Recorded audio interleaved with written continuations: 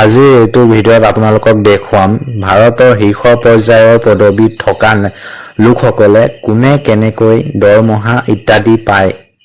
তাৰ আগতে আপোনালোকলৈ এটা অনুৰোধ থাকিব, যদিহে চেনেলটোলৈ প্ৰথমবাৰৰ বাবে আহিছে, আমাৰ সেই চেনেলটো আগলৈ এনেকুৱা ধৰণৰ ভিডিঅ'সমূহ পাই যাবলৈ চেনেলটো ছাবস্ক্ৰাইব কৰি থব।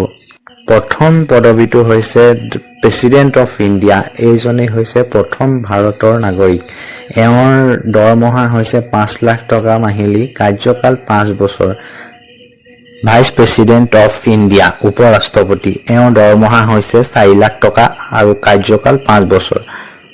চিফ জাষ্টিচ অফ ইণ্ডিয়া, উচ্চতম ন্যায়ালয়ৰ মুখ্য ন্যায়াধীশ, এওঁৰ দৰমহা হৈছে 2,80,000 টকা আৰু কাৰ্যকাল 65 বছৰ বয়সত ৰিটায়াৰমেণ্ট হয়।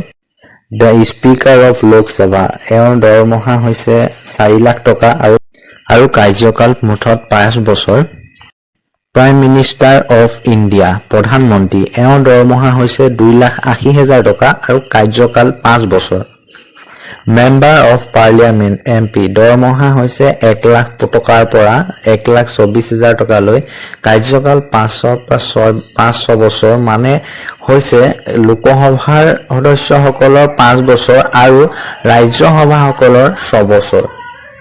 গভৰ্ণৰ অফ ষ্টেটছ, ৰাজ্যসমূহৰ ৰাজ্যপাল, এওঁৰ দৰমহা হৈছে 3,50,000 টকা আৰু কাৰ্যকাল মুঠত 5 বছৰ। চিফ মিনিষ্টাৰ, ভাৰতৰ বিভিন্ন ৰাজ্যসমূহৰ বিভিন্ন চিফ মিনিষ্টাৰসমূহৰ অন্য ৰাজ্যত বেলেগ বেলেগ দৰমহা পোৱা যায়। আমাৰ চিফ মিনিষ্টাৰ অফ আছাম, অসমৰ মুখ্যমন্ত্ৰীজনৰ দৰমহা 1,25,000 টকা, কাৰ্যকাল 5 বছৰ। Member of legislative assembly MLA, বিধানসভাৰ সদস্যসকলৰ দৰমহা 80,000 টকা, লগত বিভিন্ন ধৰণৰ এলাউৱেন্স পোৱা যায়। সেইসমূহ মিলাই টোটেল তেওঁলোকৰ 1 লাখ টকা হয়গৈ, এৰাউণ্ড 1 লাখ টকা।